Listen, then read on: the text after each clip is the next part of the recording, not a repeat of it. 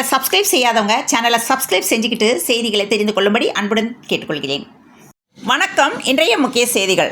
நடப்பு நிதி ஆண்டுக்கான நிதி ஆயோக் கூட்டம் தலைநகர் டெல்லியில் இன்று நடக்கிறது. பிரதமர் மோடி தலைமையில் நடைபெறும் கூட்டத்தில் அனைத்து மாநில முதல்வர்களும் பங்கேற்க அழைப்பு விடுக்கப்பட்டுள்ளது. இந்த கூட்டத்தில் பங்கேற்க தமிழக முதலமைச்சர் மு க ஸ்டாலின் நேற்றே டெல்லி சென்ற நிலையில் தனது அரசியல் நிலைப்பாட்டில் இருந்து விலகி மோடி தலைமையில் நடைபெற உள்ளது. ஸ்டாலின் கேட்ட அப்பாயின்மெண்ட் கிடைத்துள்ளதால் டெல்லியில் முதலமைச்சர் ஸ்டாலின் மோடியை சந்திக்க உள்ளார். தமிழக வரலாற்றிலேயே சமூக நீதியை குழி தோண்டி புதைத்த காட்டாட்சியை இதுவரை யாரும் கண்டதில்லை என திமுக அரசை பாஜக மாநில தலைவர் நயினார் நாகேந்திரன் கடுமையாக விமர்சித்துள்ளார். கல்லூரி மாணவர்களுக்கு 20 லட்சம் மடிக்கணினிகளை வழங்குவதற்கான கொள்முதலுக்கு தமிழக அரசின் எல்காட் நிறுவனம் டெண்டர் கோரியுள்ளது. தூய்மை பணியாளர்களை தொழில் முனைவோராக்கும் திட்டத்தில் செல்வ பெருந்தகையின் நெருங்கிய உறவினர் அங்கம் வகித்த நிறுவனம் அதிக லாபம் அடைந்ததாக குற்றம் சாட்டி சிபிஐ விசாரணை கோரி சவுக்கு சங்கர் தொடர்ந்த வழக்கின் தீர்ப்பை உயர்நீதிமன்றம் தேதி குறிப்பிடாமல் தள்ளி வைத்துள்ளது.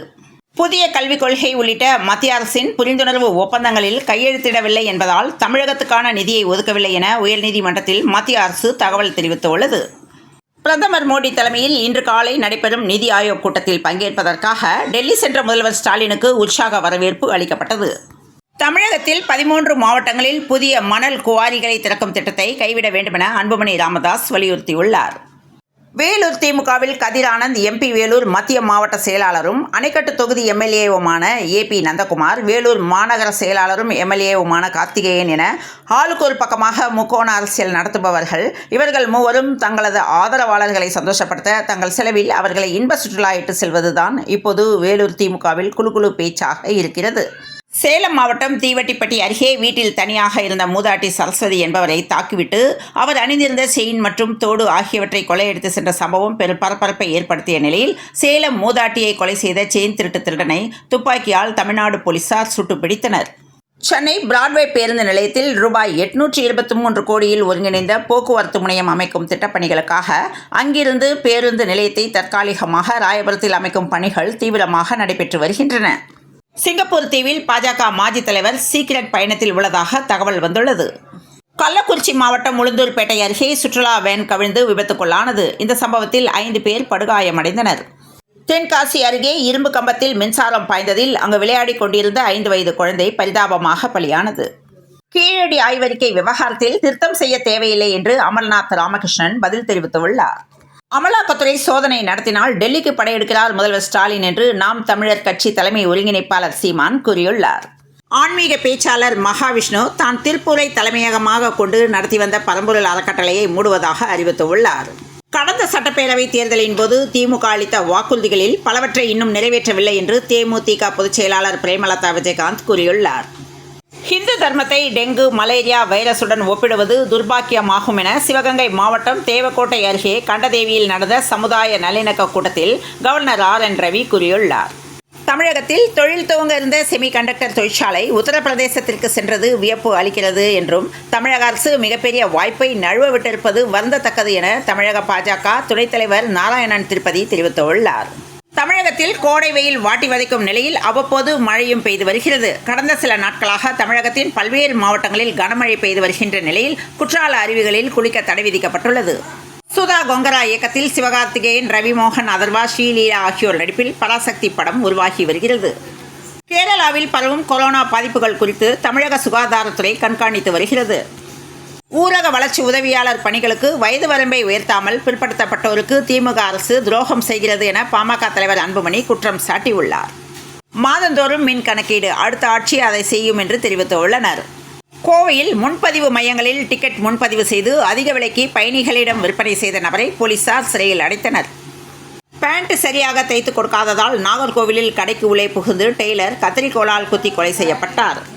சிவகங்கை மாவட்டம் கீழடியில் 4.5 ஏக்கரில் 67,363 சதுர அடியில் 17 கோடியே 80 லட்சம் ரூபாயில் திறந்தவெளி அருங்காட்சியகம் அமைக்கப்படுகிறது.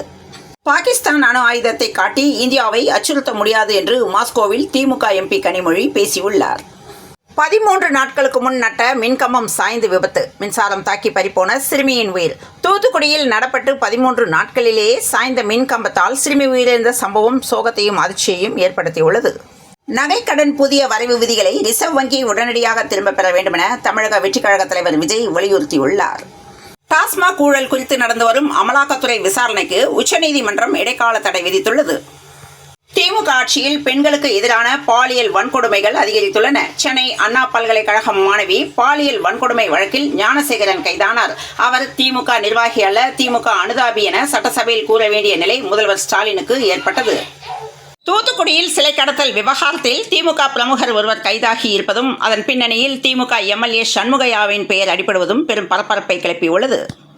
இரும்பு பெண்மணியின் எஃகு கோட்டை என அழைக்கப்பட்டு வந்த மறைந்த அதிமுக பொதுச் செயலாளர் ஜெயலலிதாவின் கொடநாடு எஸ்டேட் இன்றைக்கு ஓயாத சர்ச்சைகளில் சிக்கி வருகிறது. அரசு விரைவு போக்குவரத்து கழகத்திற்கு மேலும் 23 ஏசி பஸ்கள் இயங்க உள்ளன. பேரவைத் தேர்தலில் மீண்டும் தனித்து போட்டி என நாம் தமிழர் கட்சியின் ஒருங்கிணைப்பாளர் சீமான் அறிவித்துள்ள நிலையில் விஜய் கட்சியின் வரவால் நாம் தமிழர் கட்சியின் வாக்கு வங்கி என்னவாகும் என்பது அரசியல் அரங்கில் பேசு பொருளாகியுள்ளது. எந்தெந்த பாடப்பிரிவு மாணவர்களுக்கு மடிக்கணினி வழங்கப்படும் என்ற விவரம் ஒப்பந்த புள்ளி அறிக்கையில் தெரிவிக்கப்பட்டுள்ளது. அதில் கல்லூரி மாணவ மாணவிகள் 20 லட்சம் பேருக்கு மடிக்கணினி வழங்கப்படும் என்று தமிழக அரசால் அறிவிக்கப்பட்டது. IPL கிரிக்கெட் மையமாக வைத்து சூதாட்டமும் பந்தயமும் கட்டி விளையாடுவதும் அதிகரித்துவிட்டது என்று கருத்து தெரிவித்த உச்சநீதிமன்றம் இது தொடர்பாக மத்திய அரசு மாநில அரசுகள் பதிலளிக்க வேண்டும் என்று நோட்டீஸ் அனுப்பி உத்தரவிட்டது. தூய்மை பணியாளர்களை தொழில் முனைவர்களாக மாற்றும் திட்டத்தில் முறைகேடு நடைபெற இருப்பதாக கூறி CBI விசாரணைக்கு உத்தரவிடக் கோரிய வழக்கின் தீர்ப்பை சென்னை உயர்நீதிமன்றம் தேதி குறிப்பிடாமல் ஒத்திவைத்துள்ளது. மணிப்பூரை சேர்ந்த ஒரு 19 வயது பெண் அவர் கடந்த ஆண்டு முதல் சென்னை சூளைமேடு பகுதியில் உள்ள அழகு நிலையத்தில் பணி செய்து வந்த நிலையில் இளம்பெண் புகைப்படத்தை ஆபாசமாக சித்தரித்து மிரட்டல் விட்ட இளைஞர் கைது செய்யப்பட்டார். IPL போட்டியில் இன்று பஞ்சாப் டெல்லி அணிகள் மோதவுள்ளன. ஆஸ்திரேலிய வீரரின் வெற்றிடத்தை நிரப்ப முடியாமல் தவிக்கும் RCB வெற்றியை நெருங்கி தடம் புரண்டது எப்படி என்று கேள்வி எழும்பியுள்ளது. மகளிர் T20 கிரிக்கெட்டில் வெஸ்ட் இண்டீஸ் அணியை வீழ்த்தி தொடரை இங்கிலாந்து கைப்பற்றியது. கரூரில் நடைபெற்று வரும் அகில இந்திய அளவிலான கூடைப்பந்து போட்டியில் வெள்ளிக்கிழமை மாலை நடைபெற்ற பெண்களுக்கான பிரிவில் கேரளா போலீஸ் அணி தெற்கு மத்திய ரயில்வே அணியை வீழ்த்தியது. சென்னையில் ஆபரண தங்கத்தின் விலை சனிக்கிழமை பவுனுக்கு ரூபாய் 400 உயர்ந்துள்ளது. அதன்படி கிராமுக்கு ரூபாய் 50 உயர்ந்து ஒரு கிராம் 8,990 ரூபாய்க்கும் பவுனுக்கு ரூபாய் 400 உயர்ந்து 71,920 ரூபாய்க்கும் விற்பனையாகிறது. நீலகிரி மாவட்டங்களில் வரும் 25, 26ஆம் தேதிகளில் அதிக கனமழை பெய்ய வாய்ப்புள்ளதாக வானிலை ஆய்வு மையம் எச்சரித்துள்ளது. நீலகிரி ஆகிய மாவட்டங்களுக்கு அதி கனமழைக்கான சிவப்பு எச்சரிக்கை விடுக்கப்பட்டுள்ள நிலையில் முன்னெச்சரிக்கை நடவடிக்கையாக தேசிய பேரிடர் மீட்புப் படையினர் மற்றும் தமிழ்நாடு பேரிடர் மீட்புப் படையினர் தயார் நிலையில் உள்ளனர்.